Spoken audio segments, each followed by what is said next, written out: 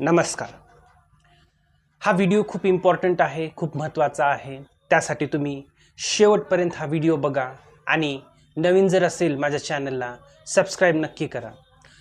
आजचा विषय आहे आपला पर्यावरण एक गंभीर समस्या। आता मुळात पर्यावरण म्हणजे काय?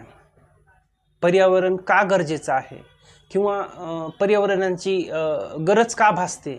माणूस असेल, वन्यजीवन असेल, जे कोणी सजीव असेल त्याला पर्यावरणाची खूप गरज लागते। आता एक मुळात म्हणजे आपला पर्यावरण म्हणजे काय? पर्यावरण म्हणजे आपल्या सभोवतातील आपल्या आजूबाजूला ज्या काही झाडे, झुडपे, पाणी, नद्या, नाले हे अशा विविध जे घटक आहेत त्याला आपण पर्यावरण म्हणजे आपण समाविष्ट करू शकतो। सर्वात महत्त्वाचा, वाढत्या औद्योगिकरणामुळे किंवा वाढत्या वसाहतीमुळे पर्यावरणाचा कुठेतरी ऱ्हास होतो का? तर नक्कीच होतोय।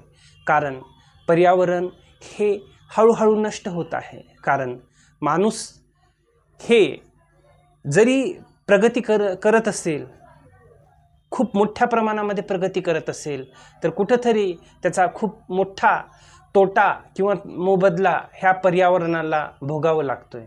कारण माणसाची जी गरज आहे ती खूप वाढत चाललेली आहे आणि त्यामुळे पर्यावरण कुठेतरी नष्ट होतंय। खूप मोठा एक प्रश्न उभा राहिलेला आहे सध्याच्या ज्या काळामध्ये। प्रगतीच्या नावाखाली माणूस हजारो हेक्टर जमीन उद्ध्वस्त करत आहे, झाडे झुडपे तोडत आहे। ते खाणकाम असेल किंवा औद्योगिक कारखाने असेल आणि अशा विविध गोष्टी असेल।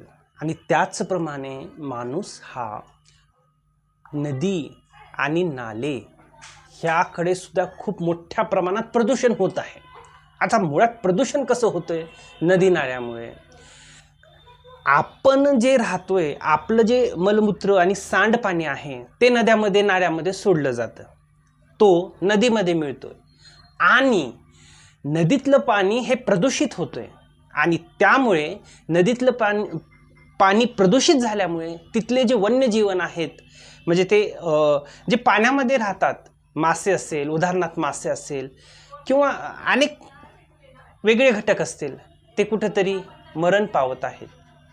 आणि त्याचा परिणाम फक्त माशालाच होणार नाही का पाण्यामधल्या जीवनालाच होणार नाही, आपल्यासारख्या जीवनाला सुद्धा होतोय। कारण तोच सांडपाणी नदीमध्ये जातोय, नदीतलं पाणी धरणामध्ये जातोय आणि तोच धरणाचं पाणी आपल्यापर्यंत पोहोचवतोय। आता हे खूप महत्त्वाचा विषय आहे।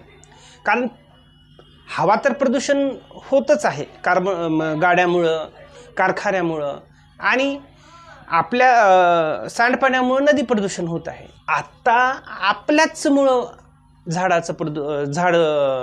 वृक्षतोड वाढत आहे। अनेक आंदोलन करतात लोक वृक्षतोडीसाठी, तोडू नका, विकासाच्या नावाखाली हजारो झाडे तोडू नका।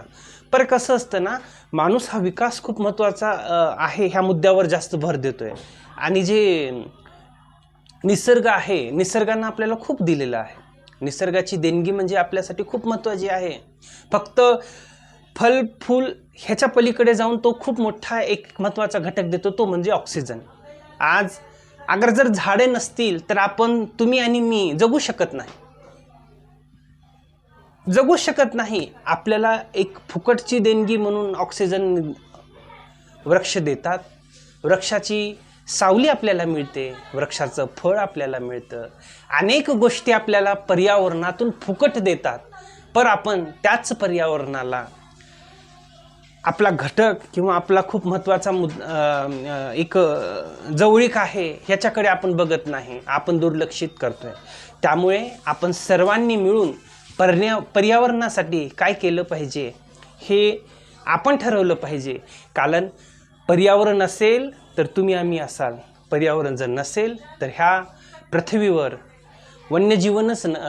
पृथ्वीवर आपलं जीवन नसेल। त्यासाठी आपल्याला पर्यावरणाची समतोल राखण्यासाठी आपल्याला पर्यावरण वाचवावं लागेल, तेवढंच सांगतो आणि मी इथंच थांबतो। कारण पर्यावरणासाठी बोलण्यासाठी माझ्यापाशी शब्द नाहीत, शब्द अपुरे पडतात। कारण पर्यावरण हा म्हणजे ह्या पृथ्वी तलावर जेवढा भूभाग, पाणी, वृक्ष जे आहेत ते म्हणजे पर्यावरण. आणि वृक्षासाठी संत तुकाराम महाराजांनी त्याच काळामध्ये वृक्ष आणि पर्यावरण यासाठी एक खूप मोठी महत्त्वाची व्याख्या केली असे. वृक्षवल्ली आम्हा सोयरे वनचार्य. म्हणजे 400 वर्षापूर्वी संत तुकाराम महाराजांनी जे पर्यावरणासाठी एक व्याख्या करून ठेवली होती. म्हणजे पर्यावरण म्हणजे तुम्ही आमचे सोयरे. पर्यावरण म्हणजे आपला एक खूप महत्त्वाचा घटक किंवा आपले सोयरेच आहेत ते, असा त्याचा उल्लेख आहे. त्यामुळे आपण सर्वांनी पर्यावरण वाचवण्यासाठी किमान काहीतरी प्रयत्न केलं पाहिजे. पर्यावरण वाचेल तर आम्ही वाचाल. त्यासाठी धन्यवाद. नवीन जर असेल